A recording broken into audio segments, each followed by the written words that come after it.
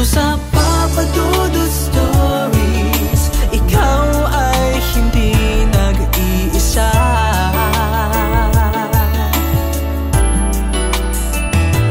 Dito sa Papa Dudut Stories, may nagmamahal sa'yo. Papa Dudut Stories, Papa Dudut Stories, Papa Dudut Stories.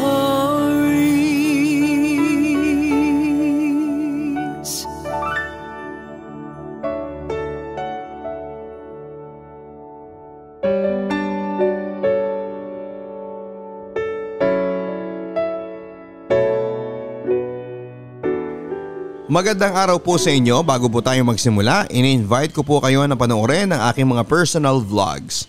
Ganon din, huwag kalimutan na mag-like, share, and subscribe. Mag-post din ang inyong mga comments sa ating YouTube channel. Ngayong araw sa Papa Dudut Stories exclusive on YouTube. Dear Papa Dudut, isang napakagandang araw po sa inyo tulad ng pagpapaganda ng araw ninyo sa aming mga nakikinig. Naway lalo pang tumatag ang inyong programa. Isa na po ako sa mga masayang tao once na itong sulat ko ay maikwento ninyo. Kaya sana ay mapili niyo po ito. At salamat po sa lahat. Itago mo na lamang ako sa pangalang Christina. Papa Dudut, hanggang kailan po ba ang epekto ng unang pag-ibig? Unang pag-ibig na kahit na hindi naman naging kami, ang gulo, hindi ba? Kaya hayaan niyo pong ikwento ko sa inyo. Way back year 1999, noong college pa lamang ako. Hindi naman po sa pagmamayabang ay marami ang nanliligaw sa akin. Madaming nagpaparamdam na kinakausap ko naman kaagad na huwag nang mag-aksaya ng oras sa akin once na hindi ko sila tipo. Ayoko kasi na magpahirap dahil alam ko naman na ako rin ang mahihirapan. At may sinagot naman ako ng panahon na yon. Naging 3 po ang nobyo ko pero hindi naman po sabay-sabay. At ang pangatlo po ay ang naging asawa ko na. Pwede bang ako na lang? Tanong sa akin ni John at sinagot ko naman siya December 23, 2000. At nabiyayaan naman po kami ng 2 gwapong mga anak na mga binata na ngayon. Sa loob ng 16 years ay masasabi ko naman na maswerte kaming mag-asawa. Siya nga po pala si John. Itinuturing niya akong prinsesa at mahal na mahal niya ako. Ramdam na ramdam ko yon. Sa ilang taon naming pagsasama, Papa Dudut, ay mabibilang lang sa daliri kung kailan ako nagluto at naglaba. At kahit na wala namang kaming kasambahay ng panahon na yon at tipikal na buhay mag-asawa lamang kami, ordinaryong Pinoy ika nga, ay pinagsisilbihan niya ako, Papa Dudut. Kami nga ata ang tinadhana. Noong unang taon na sinagot ko siya ay parang lahat sumasabay sa agos dahil nakagraduate na kami noon. At kung saan naman siya nagtatrabaho ay malapit lang kami sa isa't isa. Kaya lagi kaming magkasama. Kahit nasa duty siya ay pinupuntahan niya ako. Kaya madalas ay nagugulat na lamang ako nang sasabihan ako ng katrabaho ko na nandyan daw ang boyfriend ko. Laging ganon. Sa una ay okay naman ang lahat pero kalaunan ay nahihigpitan ako as in bantay sarado ako sa kanya. Maraming bawal, maraming hindi po pwede. Pero lahat naman po ay nakakasanayan, hindi ba? Kaya naging okay naman sa akin ang lahat. Marahil nga ay sa mahal niya ako. Mahal na mahal. Sabi nga mahalin nga daw ang taong mahal tayo kaysa tayo lang ang nagmamahal. Total, napapamahal naman ako sa kanya. At masasabi ko naman na mahal ko na rin siya ngayon at eto, bumuo na kami ng pamilya. Kinasal nga po pala kami, Papa Dudut, taong 2003. Sa loob ng maraming taon ay marami na kaming naipundar. Maraming pangarap na nasa kamay namin. Very smooth, minsan ay may mga pagsubok pero agad-agad naman naming nalalampasan. May disgrasya na lalong nagpatatag sa aming mag-asawa. Nagkaroon po kami ng tindahan at computer shop, Papa Dudut. Nakakatuwa nga lang po dahil may computer shop kami ay wala kami kahit na anong account sa internet. Mapa Friendster man o Yahoo. Naging busy kami sa future namin, abala sa pagpapaunlad ng pamilya. At nung namatay po ang mama ko December 2009. At dahil hindi siya makakauwi ang tiyahin ko na nasa Italy ay tinawagan ako na gumawa daw ako ng Facebook para makita niya mga pictures o maging video. Kaya January year 2010 ay gumawa ako ng account. Nakakatuwa ang Facebook. Madali nga tayong maikokonekta ng mga taong dati nating kakilala, kaklase o maging dati pang mga kasamahan sa trabaho. Puyat ka na naman, sabi ni John. Napuyat dahil sa kaka-Facebook. At minsan napag-aawayan na rin namin ito at nakakatawa dahil sa pagkasiloso niya, itinapon niya ang sipi ko. Nakakatuwa siya, Papa Dudut. Nasanay na kasi ako sa pagkakaselos niya lagi kahit wala namang dapat na pagsilosan. Kaya ginawan ko na rin siya ng account para alam niya ang kalakaran sa Facebook.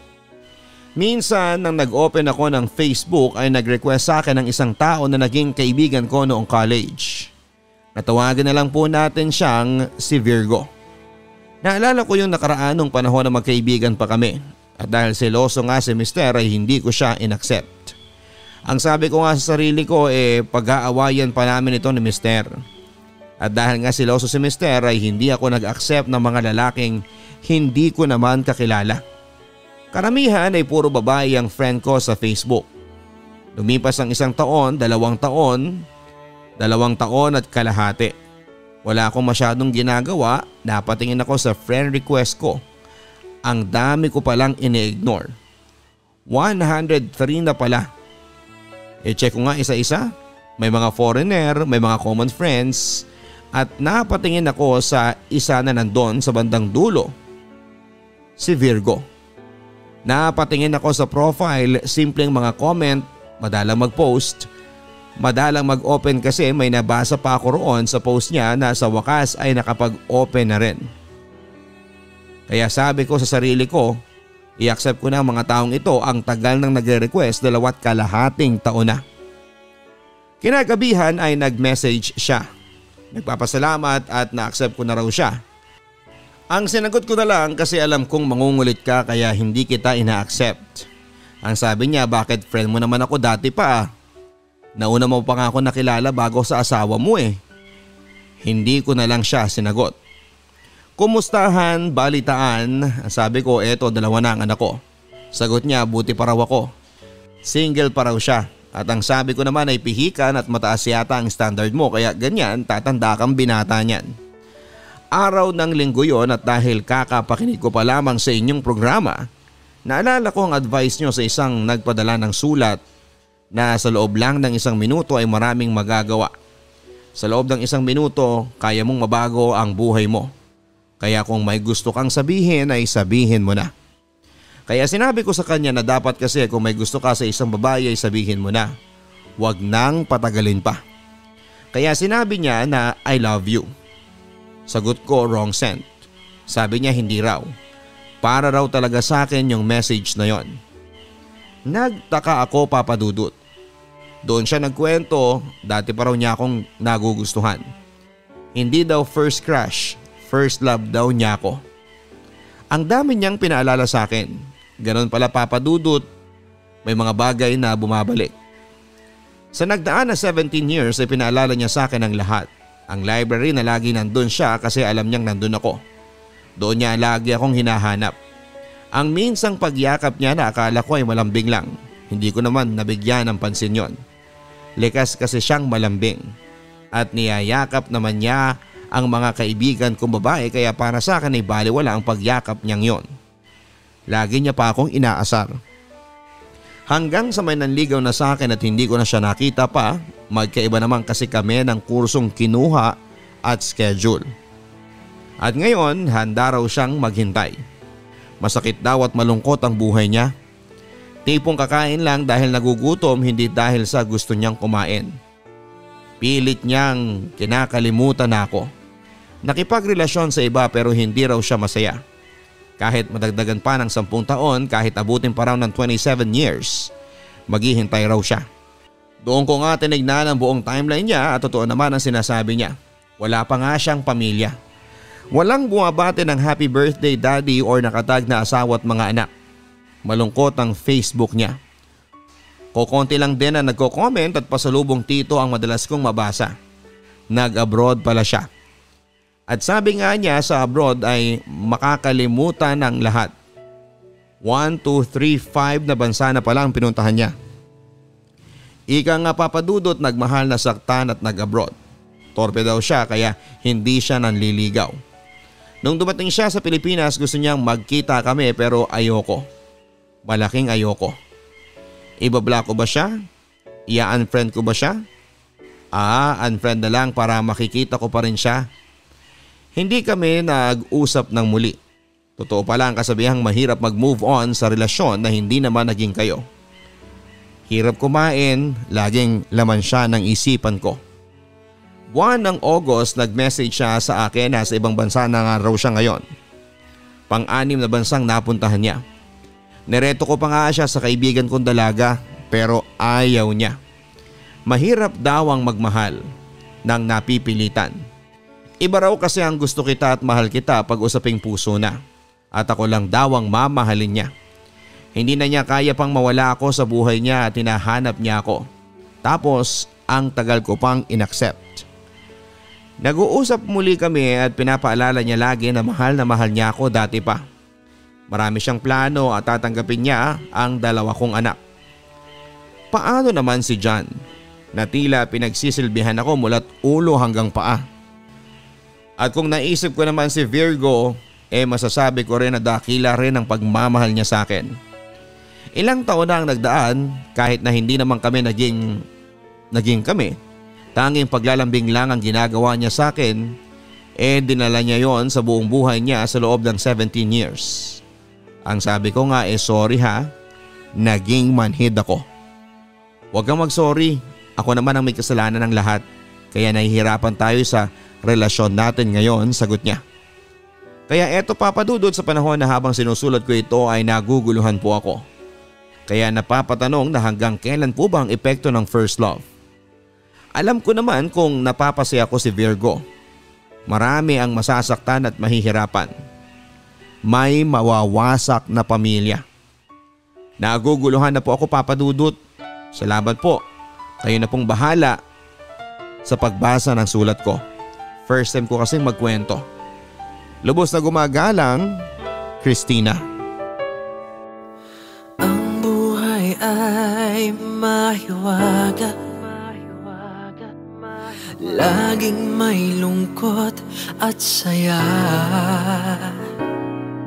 Sa Papa Dudut Stories, laging may karamay ka.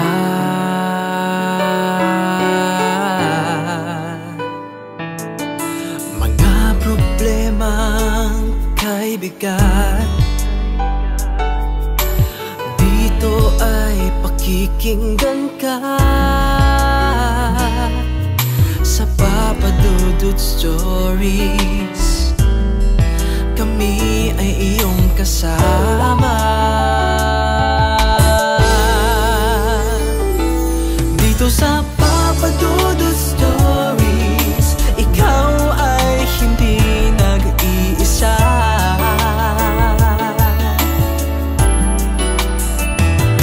Dito sa Papa Dudut Stories, may nagmamahal sa'yo. Papa Dudut Stories, Papa Dudut Stories.